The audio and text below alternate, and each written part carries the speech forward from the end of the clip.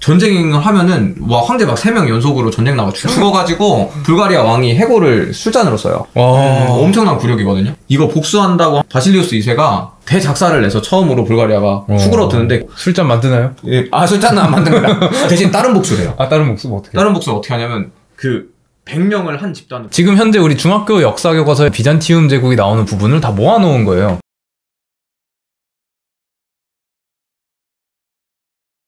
아야소피아 내부 공사할 때 관광 가고서 이쁜 기억이 없다. 근데 아야소피아는 제가 갔을 때 공사 중이었는데 공사 중이 아닐 때가 거의 없다고요. 그렇군요. 지진에 좀 취약한 구조래요. 이 도움을 바칠 만한 그런 그 당시 기술로는 이걸 못한대. 그렇죠. 그래서 계속 보강 공사를 해야 된다 그러던데. 그리고 또 여기 콘스탄티노플리스 이쪽이 굉장히 활발한 지진대라 그러던데. 그렇군요. 이건 저도 몰랐는데. 거기서 보면 눈으로 보면 진짜 저기가 휘어 있는 게 막 보여.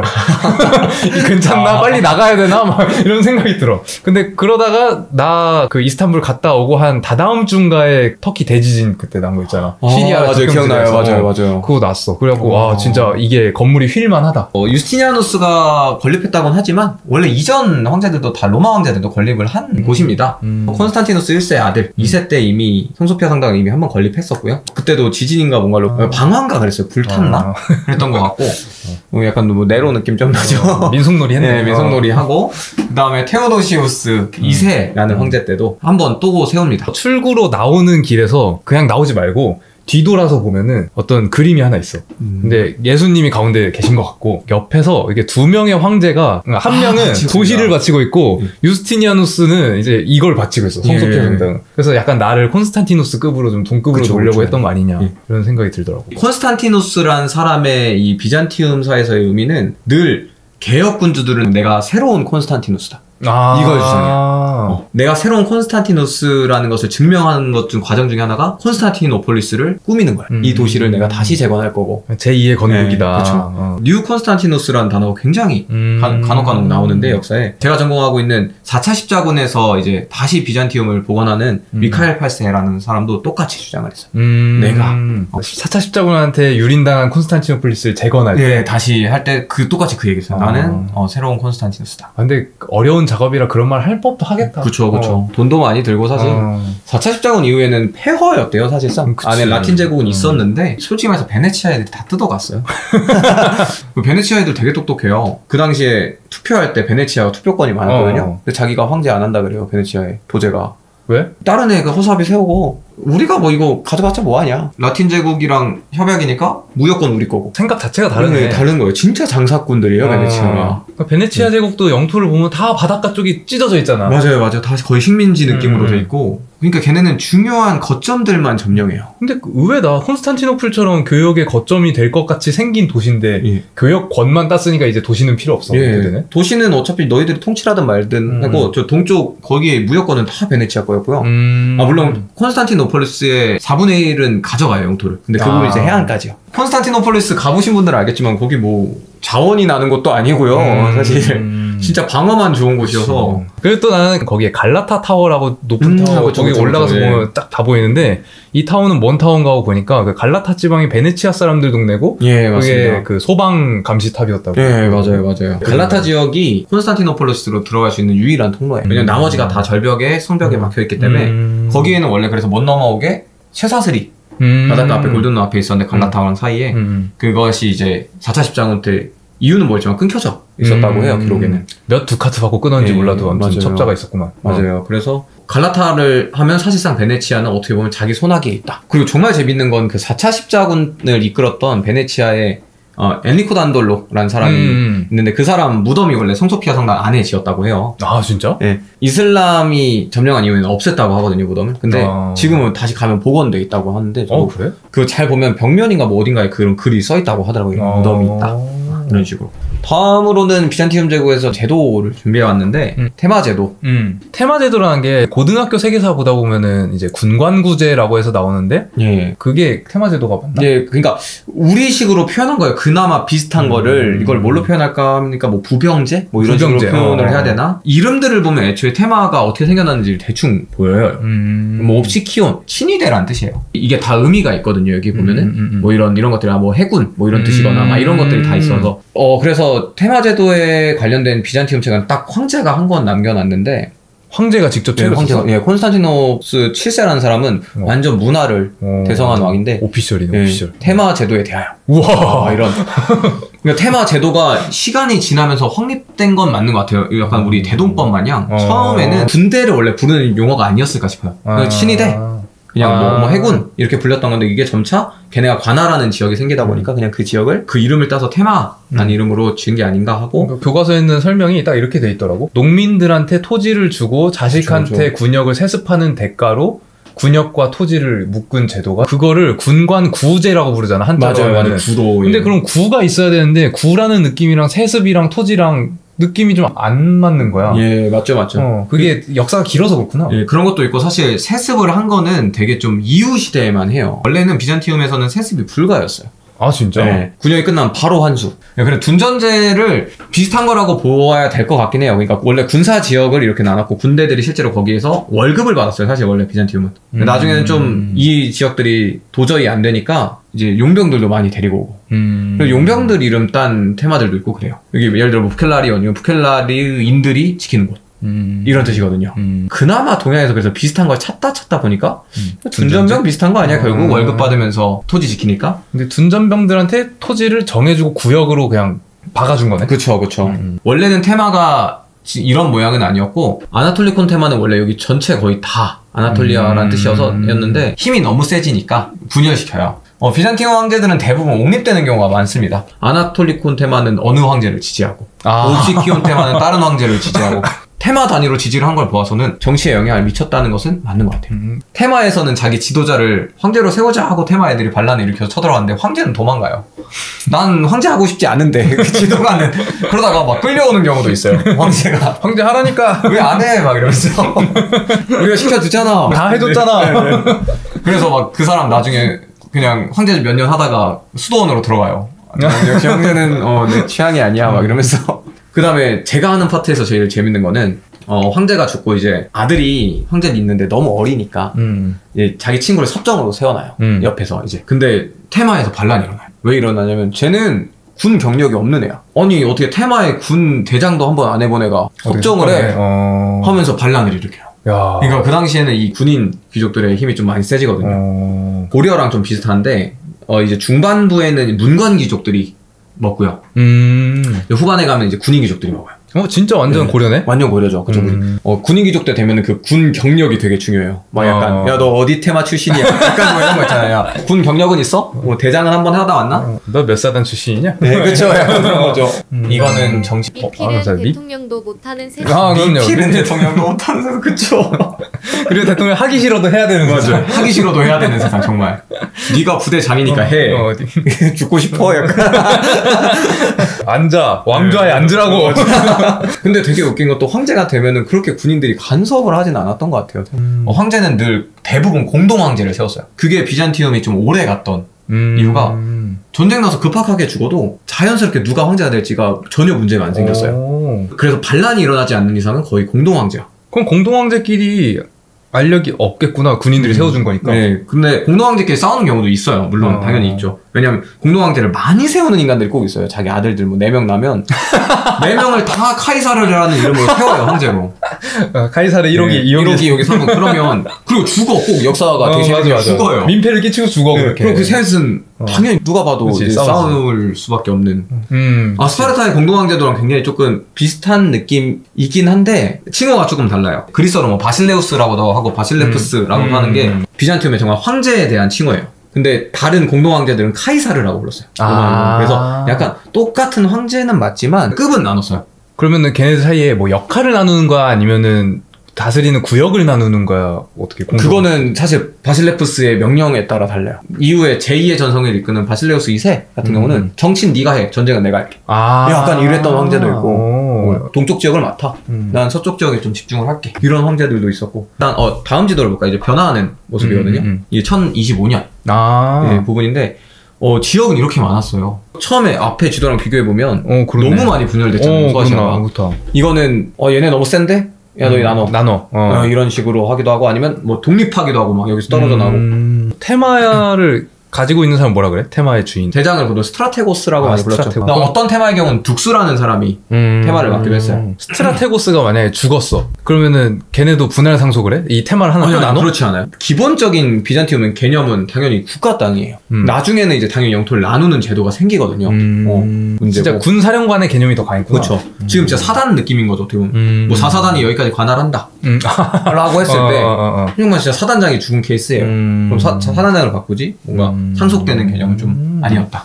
그래도 높이 평가하는 건 이게 없었다면 아마 소아시아 지역을 좀 방어하는데 굉장히 힘들지 않았을까. 나름의 역사적 기능을 다 했다. 예, 그 다음 나중에는 이제 테마가 알렉시오스쯤 되면 사실상 의미가 없게 돼버려요. 저게 다 뺏겨서 소아시아 기능을 상실하고요. 왈라키아 지역은 먹을만 하지 않았을까요? 불가리아 바로 저 위쪽을 왈라키아라고 하는군요.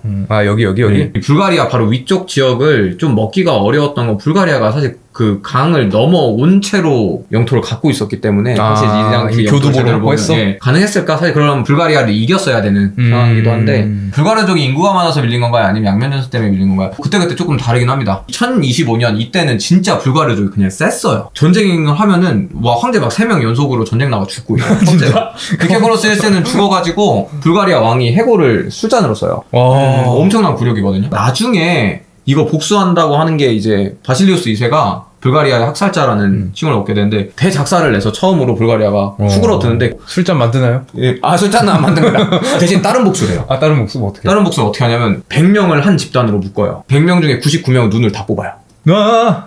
그 다음에 맨 앞에 있는 한 명은 눈을 하나만 뽑아요. 왜? 왜냐면 걔는 한쪽 눈으로 보고 네 나라로 가라고. 알려주라고. 네. 그것을 잡은 모든 포로들을 그렇게 해요. 그 모습대로 불가리아로 보냈는데 불가리아 황제가 그거 보고 쓰러지고 며칠 뒤에 죽어요. 충격받아서. 근데 전 여기서 또 놀랐던 게 이거는 논문으로 나중에 써볼까? 라고 했던 게 어마어마한 의학기술이 있지 않았을까? 이게 사실이라면. 눈을 뽑고 이게 피가 날 텐데 지혈을 잘 하지 못하면 죽잖아요. 사실 사람이. 근데 엄청난 수술 기술이 있으니까 도모로마가 이미 예. 야, 얘 죽으면 안 돼. 너 죽지 말고 가야 돼. 이렇게. 눈만 뽑아야 돼? 네. 아니면 반대로, 그 불가르족의 공예 기술에 대해서 한번 알아보는 거 어때? 그런 것도. 사람의 두개골로 술잔을 만드는 게 쉽지 않을 거죠. 그렇죠. 불가리아는 그 이후에 4차 십자군 이후에 비잔티움 일시로 망한 뒤에 복원했을 때도 불가리아는 살아있어요. 그래? 네. 나는 불가리아가 이렇게 역사의 주인공인지 처음 알았어. 정말 오래 버텨요. 어떻게 끝나 얘는? 누구한테 망해? 몽골한테 끝납니다. 납득이 간다. 네, 몽골한테 나중에 두드러 맞고 비잔티움 제국에게 가장 큰 동맹국은 저는 몽골이었다 생각합니다. 사실 셀주크 투르크한테 두드러 맞고 반대하는 막 여러 국가가 생기면서 비잔티움 두드러는데 거기 몽골이 일단락 정리해 주시거든요. 몽골이 오는데 어떻게 어느 경로로 왔어? 위로 왔어? 위로 오지 않았을까 싶어요. 저희 북쪽 지역을 치고 오거든요. 근데 만약에 여기서 이렇게 왔으면 위험했을까? 콘스탄티노플도 공격을 해요. 실제로 공격을 하긴 하는데 여러 가지 좀 외교수를 발휘하는 게 남쪽에 있던 이제 맘루크랑 비잔티움이 협약을 맺어요.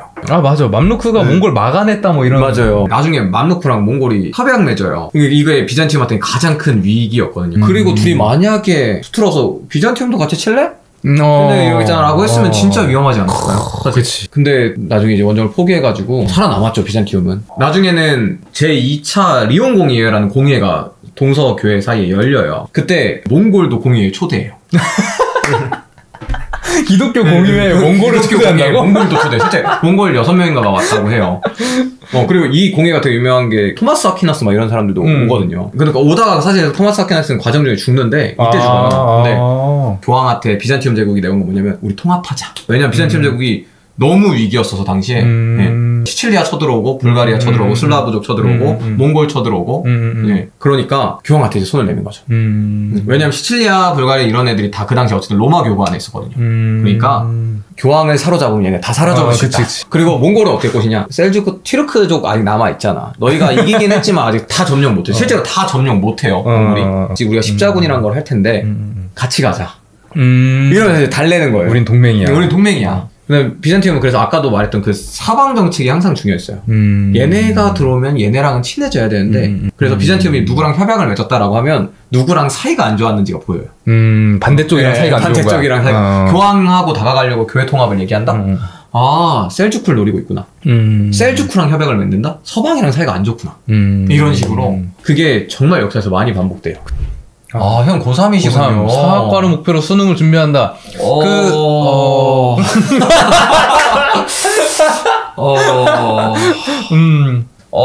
사학과는 일단 저희 반응만 봐도 그냥 파이팅! 파이팅! 이제 다음 주제로 갖고 온 거예요. 교회사 이야기. 교회사가 되게 복잡하잖아요. 근데 이번 기회에 조금 그냥 한번 알아보자, 우리. 한번 들어가 봅시다, 그러면. 그러니까 현재 개념으로는 원래 카톨릭밖에 없었죠, 로마에는. 뭐, 로마 카톨릭이라는 용어도 이후에 등장한 거긴 하지만, 논쟁이 처음에 있었던 것은 이제 니케아 공예죠. 네, 니케아 공예 때 이제 싸운 게 흔히 뭐, 아리우스주의랑 아타나시우스주의가. 간단하게 말하면, 교회에서는 성부라고 불리는 하나님이 있고요. 그래서 인간을 구원하기 위해 하나님이 보낸 성자, 예수님이 있습니다. 성스러운 아버지, 성스러운 아들, 그래서 성자, 성부. 이런 식으로 나누고, 그다음 예수님이 부활을 해요, 죽었다가.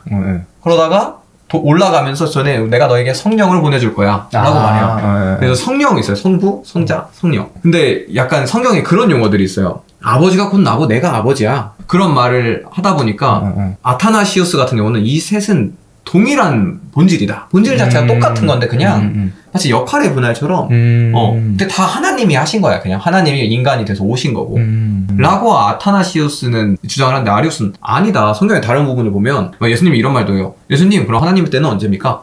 나도 몰라. 아버지만 알아.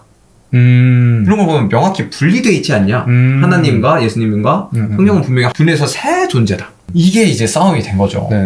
한 개냐, 세 개냐? 한 개나 세 개냐. 근데 그 당시에는 이제 사실 좀 정치적 문제까지 봐야 되는데, 니케아 공예 때 어디가 이제 좀 많았냐? 동방 지역 같은 경우는 아리우스주의가 좀 더 강했어요. 그 다음에 이제 서방 지역에는 좀 아타나시우스가 강했는데, 이제 아무래도 목적은 콘스탄티누스는 좀 서방까지 좀 아우르고 싶었던 것 같아요. 동방은 내가 어쨌든 점령을 했으니까 좀 커버 칠 수 있고 니케아 공예에서 아타나시우스를 정식으로 인정하고 아리우스는 이단으로 규정을 하죠. 근데 콘스탄티누스는 아리우스파였어요. 죽을 때. 셀프 이단 선언이야? 네, 셀프 이단 선언을 한 거예요. 그러니까 이게 그 당시에 얼마나 고민을 했을지가 보여요. 그러니까 기독교를 이렇게 분열시키면 안 되는데. 네. 근데 이러다가 이어진 논쟁이 이제 뭐냐면 첫 번째는 저희가 네스토리우스파라고 불리는 사람들이 이제 등장을 해요. 들어봤어요. 경교. 네스토리우스는 이제 인격에 대한 문제예요. 인격. 인격이냐 그러니까 예수 그리스도라는 인간의 유체를 한 그분의 인격과 신성. 이게 왜 그러냐면 그래 삼위일체면 세 분이 하나인데 예수님은 인간으로 왔잖아요. 오셨잖아요. 그러면 이 사람을 인간으로 봐야 돼? 신으로 봐야 돼? 라는 문제가 생겼는데 이제 한쪽에서는 이분은 성품이 두 가지가 있다. 인간성도 갖고 있고 신성도 완벽하게 갖고 있어. 그러니까 이제 양성론자들. 근데 단성론자들은 아니다. 예수님이 인간의 몸으로 왔지. 그냥 신 그 자체야. 다 그냥 신성한 것뿐이야. 라고 이제 싸우기 시작을 합니다. 그러니까 양성론과 단성론이 싸우기 시작했다. 양성론과 싸우고. 근데 이제 네스토리우스라는 그 당시에 주교가 이때 나와서 성모 마리아 얘기를 이제 꺼내는 거예요. 뜬금없이? 네, 왜냐면 성모 마리아는 공식적으로 예수를 낳은 인간이기 때문에 되게 신성시 여겼거든요. 그렇죠. 근데 이 사람은 예수님이 신 그 자체고 성모 마리아는 그냥 인간일 뿐이야. 우리가 그렇게 숭배할 필요가 없어. 지금 카톨릭이 들으면 난리 날 얘기입니다. 그러니까 네스토리우스파는 성모 마리아는 인격만 가지고 있다. 해서 여기서 파문을 당했어요. 아예. 파문을 당했어요? 파문을 당했고요. 몇 년대 언제쯤 살았나요? 때가 이것도 5세기, 6세기 정도였던 것 같아요. 근데 칼케돈이라는 곳에서 이제 공예가 아예 열립니다.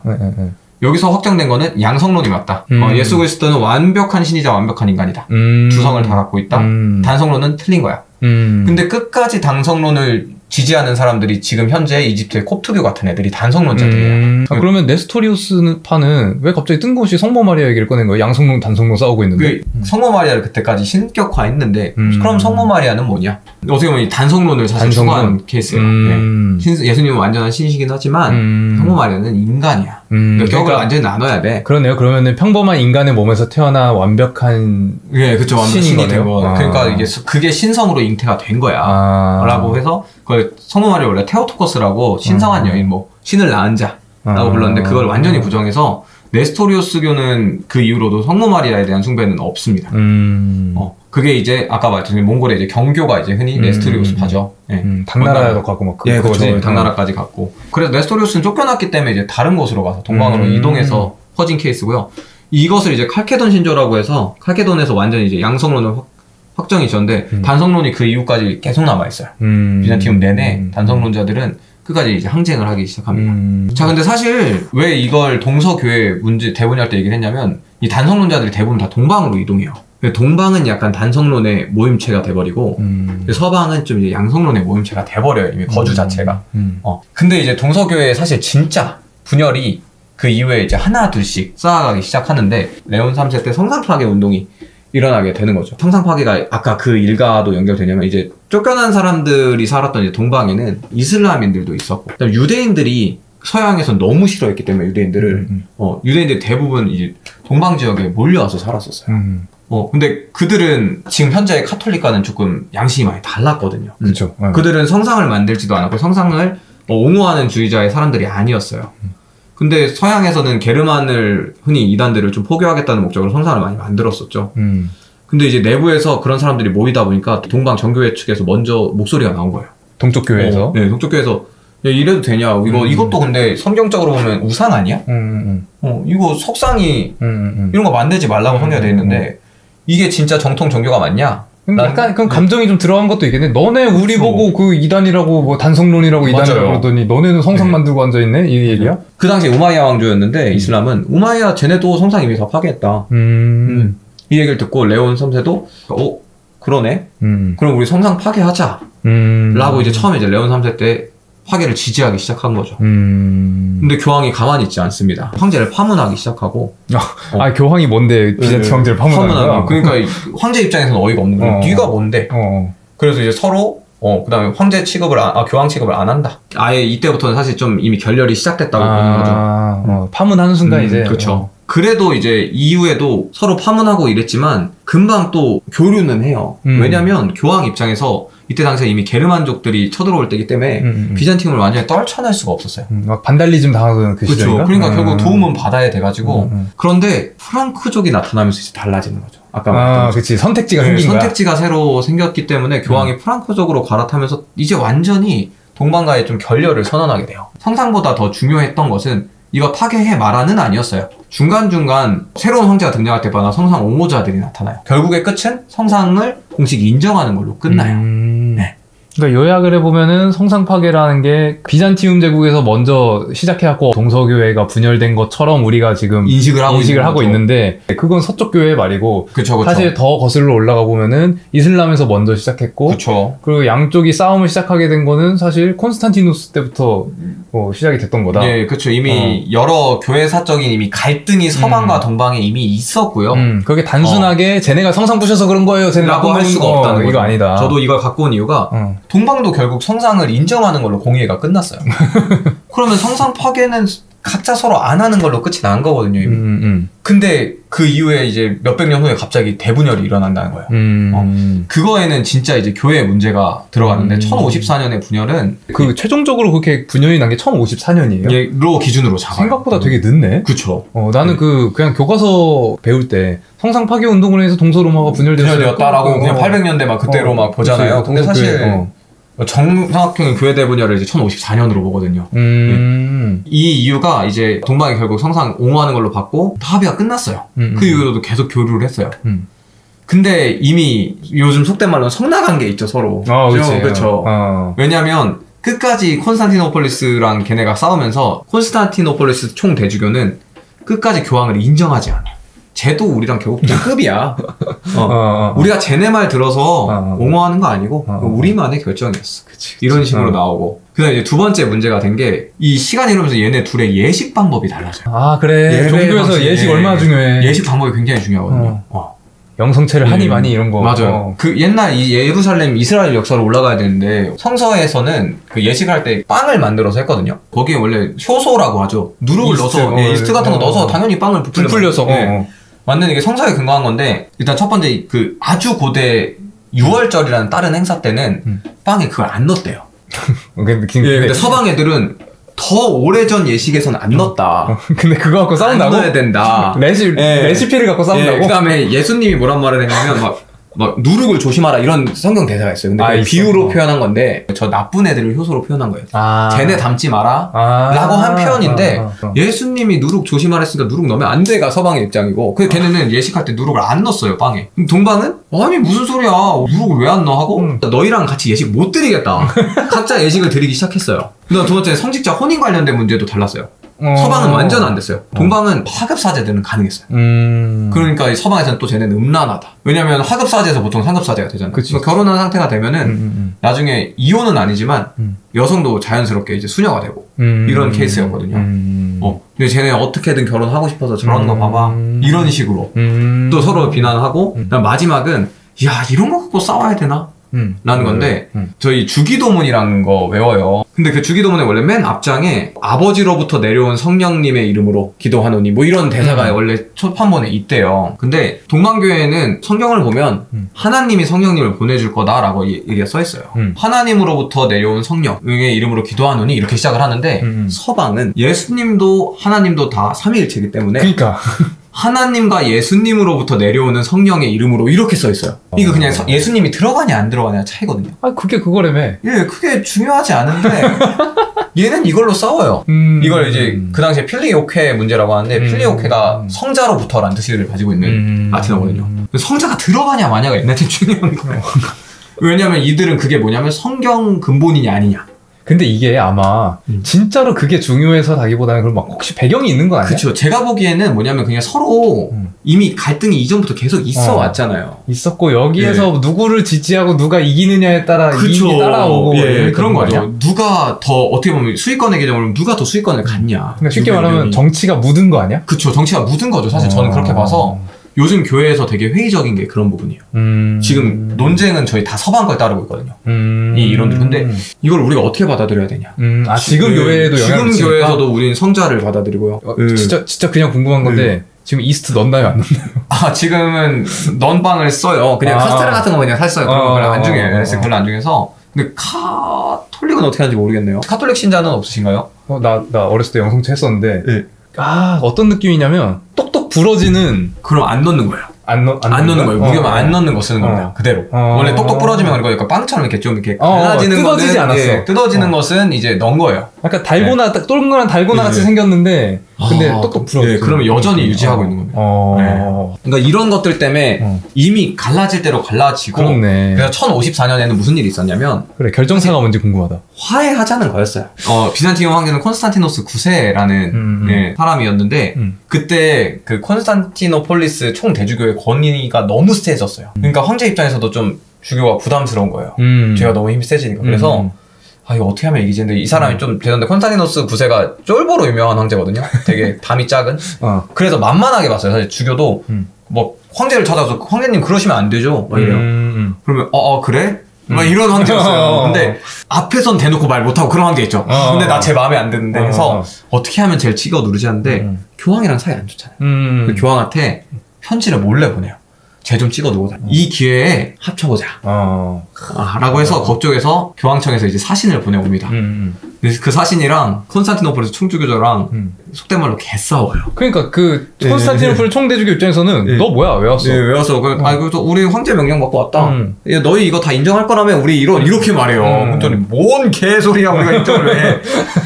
근데 저 황제가 얼마나 쫄보냐면 그 당시에 비잔티움 사람들의 분위기를 보니까 총대주교 지지가 높은 거예요. 그치 당연하지. 우리 저 새끼들 와가지고 막 이런다니까 비잔티움 황제가 그러게 쟤네 왜 왔어? 막 약간 이런 식으로 해요. 그러니까 당연히 3사대면 할 거 아니야.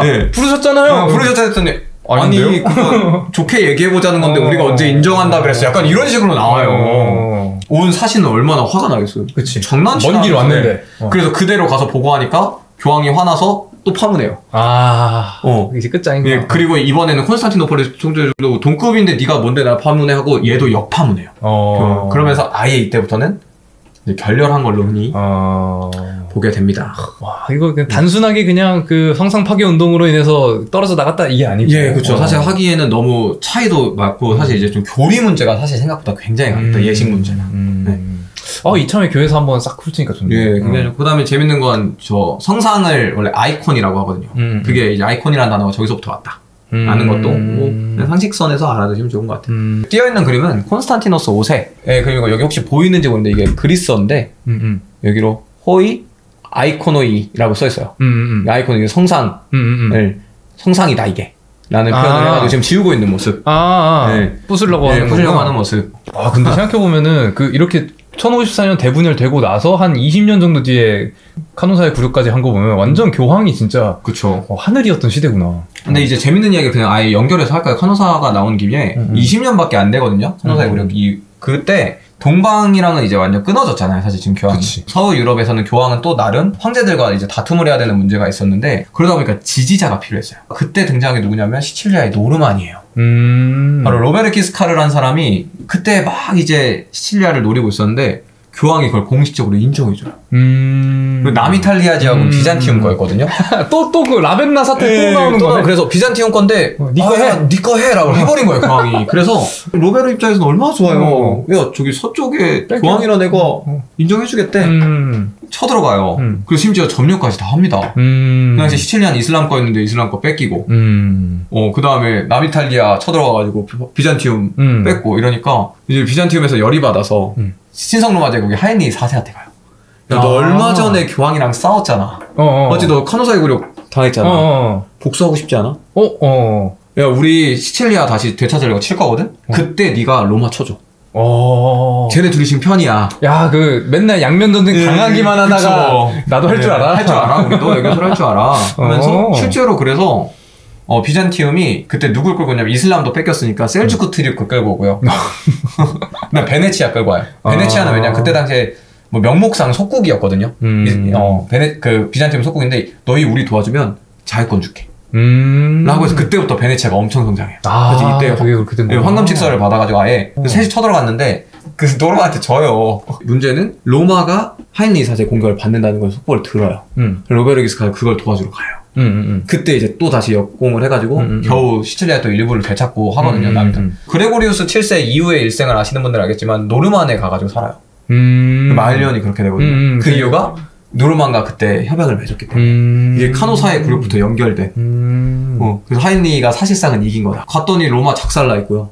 이미 늦었어? 로베르 기스카르가 갔을 때는? 갔을 때 늦었는데 로베르 기스카르도 실제로 포위돼서 죽을 뻔 하는데 겨우 탈출해가지고 교황이랑 같이 이제 자기 땅으로 돌아가서 이제 살죠. 근데 그러면서 이제 교황은 이제 뭘 할 거예요? 전쟁까지 일어났습니다. 그래서 그냥 무서우니까 노르만에 그냥 붙어서 살고 이제 자연스럽게 이후 교황으로 넘어가는. 아니 근데 그럼 방금 말한 그 사건에서 또 한 20년 지나면은 1차 십자군이라서 일어나죠. 맞죠. 제발 도와줘라고 오히려 노르만을 부르잖아. 맞아요.